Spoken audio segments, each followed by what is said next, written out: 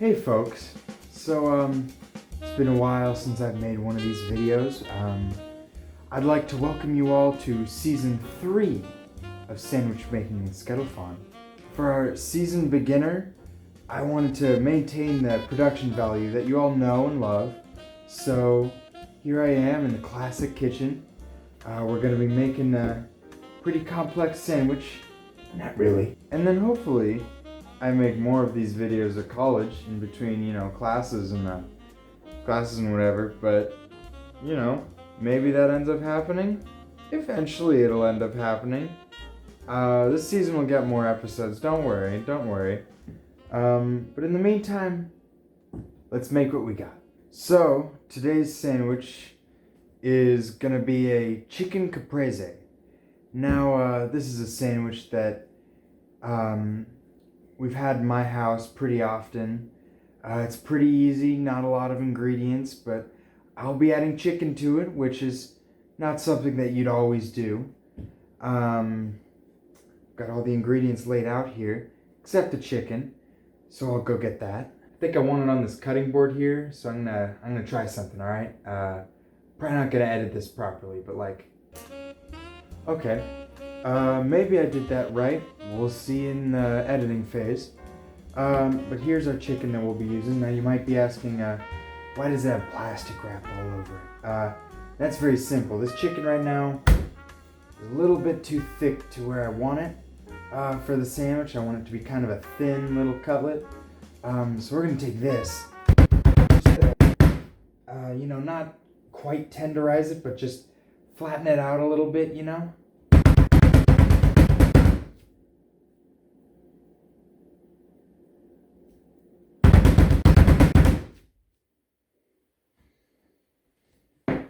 Alright, now it's a lot thinner. I think the defrost in the microwave might have cooked it a little bit, which is kind of a bummer. But I'm not about food waste, so we're gonna keep using this. Now, before we continue, I'd love to show you a new feature of this channel that may or may not continue, and that would be the upward camera. So you can kind of see what I'm doing, on here, on a cutting board or whatever. You can see how horrible my knife work is. It's totally set up, super safely, and it'll just show, it makes this channel more professional, and I think that's what we all want. So the next thing we're going to do is make sort of a marinade for the chicken here. So for our marinade for the chicken, even though we're not really marinating it, we're just kind of rubbing it with this and then just hoping that it kind of gets some of that flavor. We're going to use a balsamic vinegar as a base. We'll just pour some in here. To this we're going to add a little bit of oregano. More rosemary. It's not really an exact science. That's why cooking is great. Just do whatever you want, really, and might not be perfect, might not be great, but you can do it however you want. Fine.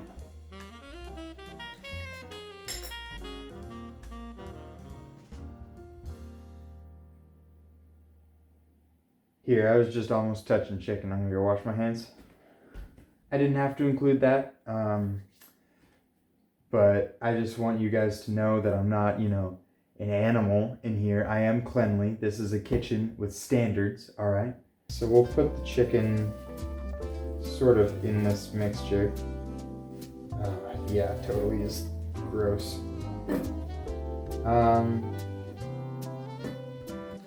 Also, the chicken cutlet is falling apart now, which, in all honesty, I should have seen coming. We'll kind of get some of the excess spices out of here. Well, they're not spices, I guess, technically. Wouldn't they be herbs, technically? If you're a technical sort of chef, you let me know. Now, once it's in there, I'm gonna put a little bit of olive oil in the pan.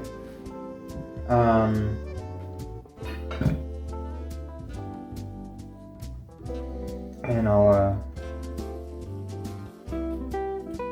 I should take this out of the pan, heat up the oil before I put it in, but I just wanted to have a convenient way of showing what I'm doing and putting in the pan before I do it, because I don't have a camera by the oven. But I'll be back when this is cooked. Alright, now that is what I like to call cooked chicken. We're just going to let this finish off in the pan while the pan cools. Check the bottom real quick. Dark, but it's got a nice little char on the outside, don't it? We'll just set this here, because the next segment of this is going to be pretty easy. So, the rest of a caprese sandwich is ingredients you don't really have to prepare, you just have to slice or pick. So, tomato is one very important one. Now, here, I'm not a huge fan of tomato, so, you know, we're not going to cut real thick slices. We're going to try to keep them pretty thin, because I don't want a huge, you know, flavor of tomato on my sandwich, but it is an integral part of the recipe, so I do have to think that we'll leave it in. Next, we'll get out the little bit of mozzarella here. Oh, I just love just a glob of mozzarella like this. And so you might see this and you might be tempted to just, you know, and that's totally normal. In all seriousness, we're gonna be just cutting off a few, also fairly thin but still respectable sizes. That one's a little bit thick at the bottom, of mozzarella. And then for the third part, we have here living hydroponic basil. That is full of water. Living basil is great, because you can buy a plant like this that costs you $2-3, and that's the freshest basil you're gonna get. Like, got some box stuff in the fridge. It's not the same. It's just not the same. And for something like this, this is perfect. This is perfect, let me tell you. So, we're just gonna pick off a few leaves. This is really maybe my favorite part of the sandwich. So I want to have plenty of this. We're just gonna pick off a few. To be honest, I'm probably not even gonna use all of this tonight. And save the other leaves with those ones in the fridge. Alright, now that I've picked, half this plant, we'll set it aside for later recipes. And now we kind of have our elements. Now, what's gonna make this sandwich pretty nice to eat is the bread. Now, bread's a little too big for our chicken, but in all honesty, I think it'll do. Chicken just won't be as prominent as an element as I would have liked it to be. But you know, you can always do it different in the future, and that's great.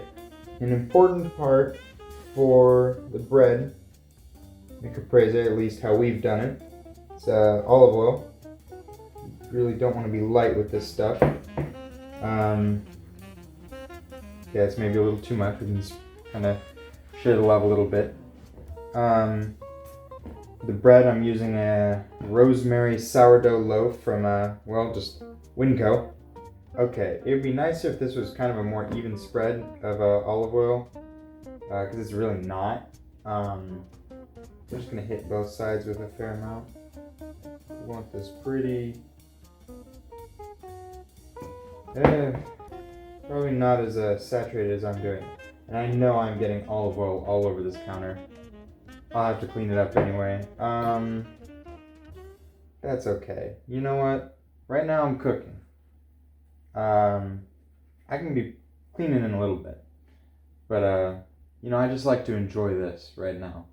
So, I'm going to be toasting these then for a little bit on our pan here. bring it back to the heat and get back to you guys when it's done.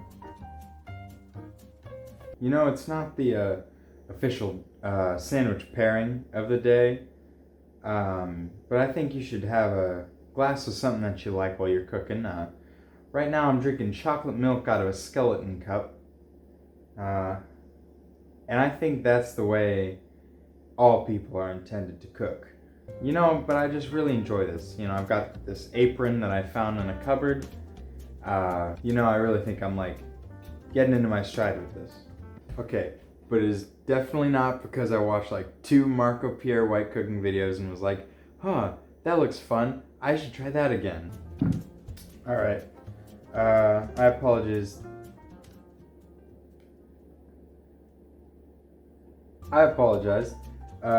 These pieces of bread look a little bit messed up. If I were a smarter man, I would have maybe tried to baste them with the olive oil more, get a more even coating, and not just let it kind of soak into random spots. But I'm sure this will taste good. I'm gonna go get a plate. So we're gonna start, put our bread down. We're gonna put our chicken on first. Doesn't really fit the bread, like I said earlier, but that's okay. We're gonna top it with our mozzarella. Gonna top that with our tomato. And we're gonna top that with our basil. Might not use all of the basil that I have right here, but just want a nice layer. It's like a line that I definitely didn't hear in a Marco Pierre White cooking video. We're just gonna treat basil as a salad here. And look at basil as a salad rather than a herb in this dish. That's probably not exactly what you said, but it was something like that. Alright, now that we've got this, we're gonna top it with some balsamic glaze. Now this stuff, in my eyes at least, is essential. It's probably not. Actually, it's definitely not. But I just like it, so I'm gonna put it on.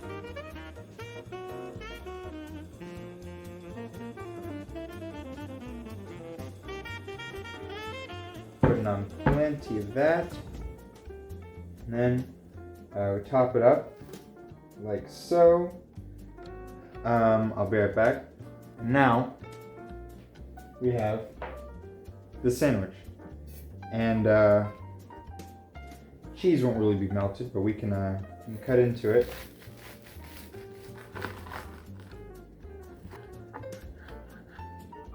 Okay, and we can just look at that little garnish of basil. Just I'd say for plating, this is kind of just sitting on a cutting board, isn't it? Isn't it? Okay, with this in the accent, I'm turning British now. I'm not doing my normal sandwich voice, but maybe that'll turn into a full British accent by the end of like this season. Stay tuned for that. Now, with our sandwich made, the necessary next step is the pairings and the tasting. I'm not gonna go to the classic table for that. I figure I can just do it here. I mean, it's because I'd have to clear off that table and I don't want to do that. Sorry, I just fixed the microphone problem. Okay, with the camera going out earlier and the microphone breaking, the most reliable piece of equipment I have used today has been my phone taped to the ceiling. How? Why do I spend money on things?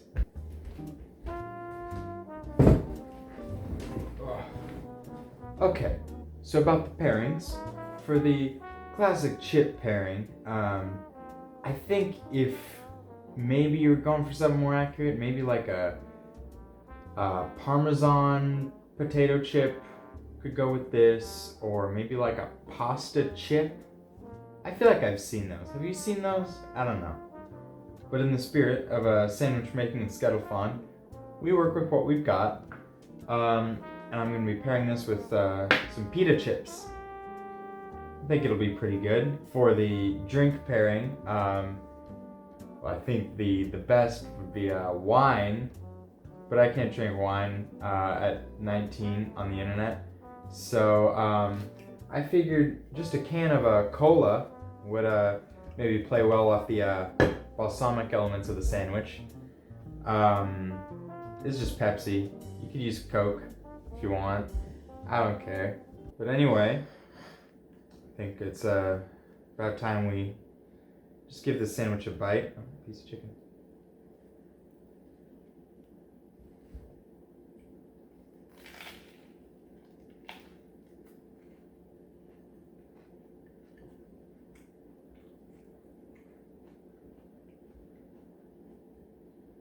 Now for the ratings, you'll have to forgive me. I know I had a standard system, back to more than 2 years ago. 3 years ago? Whenever I made the last traditional episode of this show, I had, let's see, I had four numbers I need. Flavor, taste, pretty good. It is kind of overpowered by the balsamic, but honestly I could have seen that coming. I should have put less on it, I know, but it is a little bit strong with the vinegar from the chicken and the glaze too. Could be a little excessive. Maybe if I'd used one of those, the other one wouldn't have really needed it. Who knows? I'd give taste a still an 8 out of 10. Honestly, that was awesome. Texture is the other one. Actually amazing. The bread actually did turn out crispier than I thought it would, although except for the oil, because the oil is there's a lot of oil. Like I said earlier, there's a lot of oil, and it's not as much in your mouth a problem, but it's on your hands and your face and kind of just the general feel. So I'm gonna have to give that an 8 out of 10 also, because really inside the sandwich is fine, but that oil is just annoying. And final category is pairings, and I have to say, I went into this with low expectations and came out wonderfully surprised. The pita chips add some crunch and totally go with the flavor, although pita chips are like a mild flavored, kind of neutral, but I mean, it just really does work with the sandwich. And then the cola is really more interesting than I thought it would be. The cola feels like you're kind of getting some of the same flavors and it really blends with them, but then it adds this like sweetness, which you're not really getting in here, that really just kind of, I love it. Honestly, I love it. And I don't know if I've ever done this in the history of this channel, but we'll start the season off strong. I'll give the pairings a 10 out of 10. We've got 8, 8, 10. So I think overall, this is just a really solid sandwich. I've been looking forward to making this for a while. I will dub this a 9 out of 10. That seems like a little bit high, considering I don't think I've ever gone below like a 7 for one of my own sandwiches.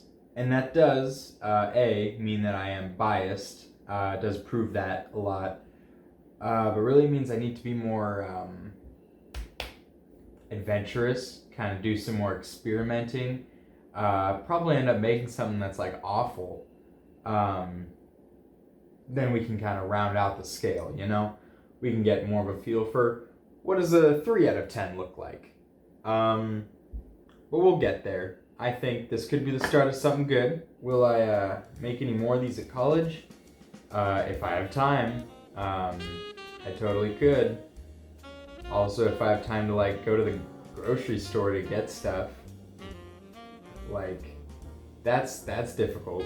Chances are I'll end up making one at college, but you'll have to be patient for that. Sorry. Well, I think that's really all that needs to be said for this episode. Solid sandwich, a solid start to a new season. And join me next week, not actually next week, when I go silly with salads. Goodbye.